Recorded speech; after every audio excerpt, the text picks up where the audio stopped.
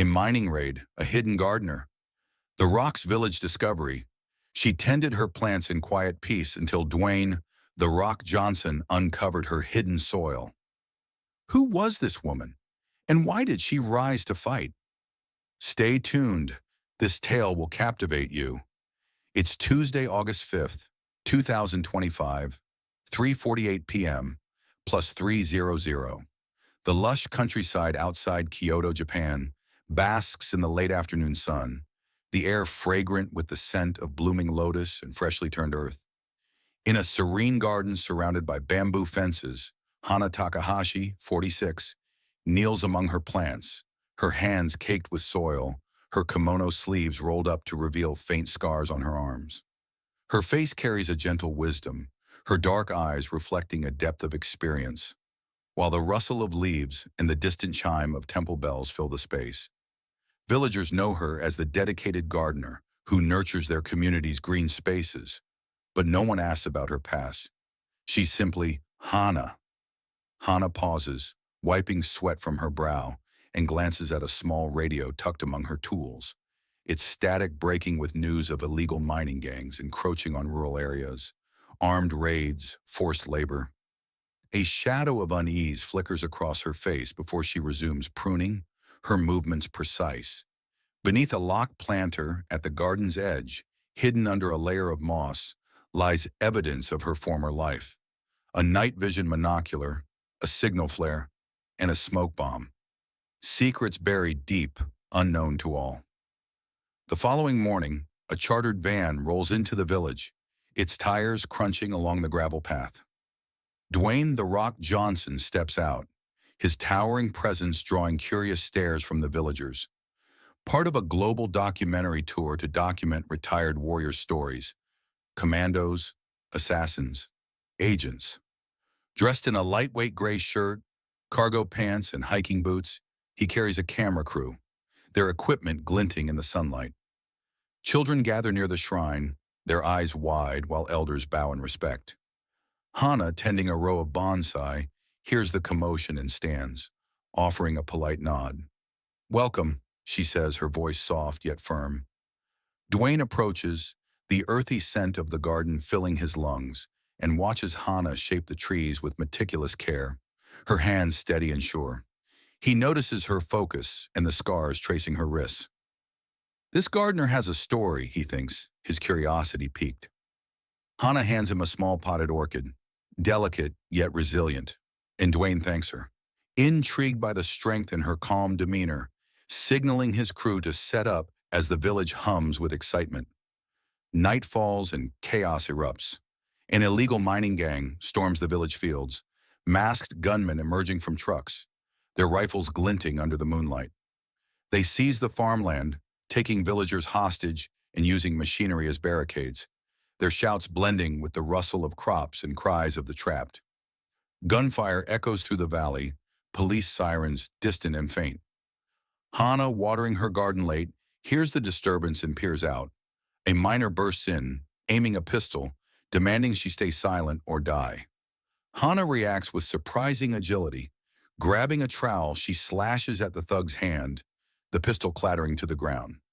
As more miners advance, she moves to the planter, unlocking it with a steady hand to reveal a night vision monocular, a signal flare, and a smoke bomb, tools from her covert days.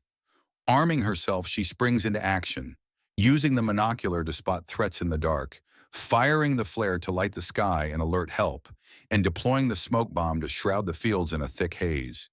She pulls a hostage to safety behind a shed, her breath ragged, adrenaline surging. Dwayne, observing from a hilltop with his crew, mutters, "This woman's a strategist," his admiration growing as he prepares to join the fight. With police reinforcements arriving to subdue the miners, the fields are secured and the village begins to recover. Dwayne enters the garden, finding Hana tending a wounded plant, her hands steady despite the tension in her posture.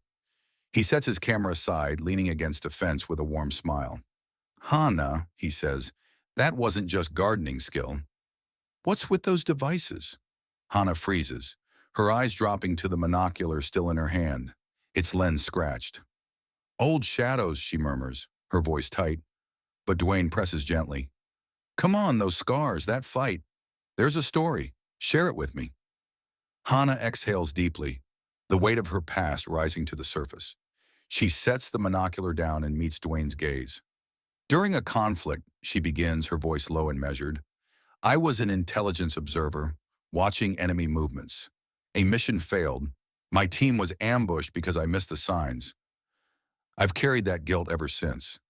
Dwayne listens intently, noting the pain etched into Hana's features, the nurturing masking her shame, and a plan begins to form to help her find redemption.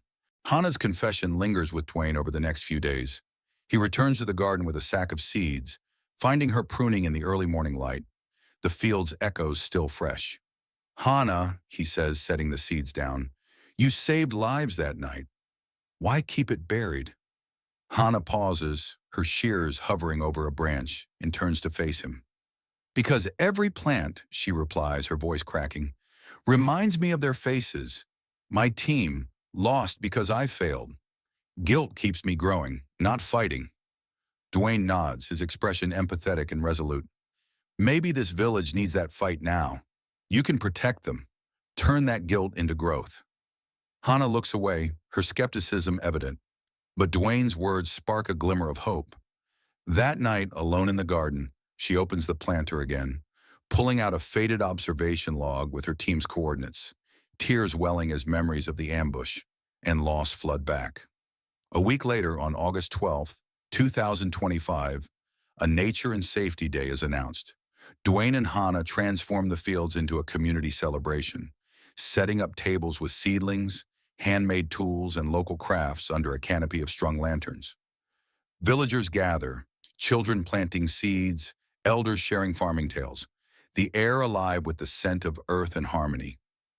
Dwayne calls Hana to a makeshift stage, his voice carrying over the crowd as he recounts her tale. The observer past, the team's loss, the field fight. This woman, he declares, his tone both powerful and warm, turned her soil into a sanctuary for us all. The crowd erupts in applause, some villagers approaching Hana with grateful bows and murmured thanks. She steps forward, clutching the observation log, her voice shaky but firm. Justice and nature are for everyone. I do this for them, for my team. Dwayne collaborates with local police to dismantle the mining gang's operation, then launches a safety fund to protect the village, rallying the community around Hana. The fields become a symbol of resilience, their greenery reflecting newfound strength. By September 6, 2025, the village thrives with a renewed sense of environmental harmony and security. Nature and Safety Day's impact lingers, with locals organizing conservation efforts and patrols. Hana continues her gardening, her scars a silent testament to her past, but her spirit now carries a quiet pride. Dwayne visits to bid farewell, presenting her with a hand-carved pruning shear engraved with Guardian. This is yours, he says, his eyes reflecting pride. Hana takes it, her fingers tracing the inscription, whispering, "Thank you," as emotion swells within her.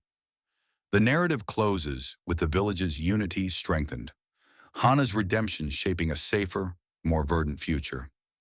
Dwayne's voiceover seals it. True growth rises from scars, nurturing hope for all. Hana Takahashi proves that.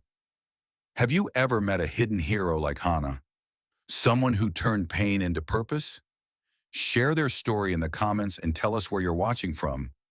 If this tale inspired you, hit that subscribe button, and share to keep these stories alive. Join us next time for another epic journey with Dwayne "The Rock" Johnson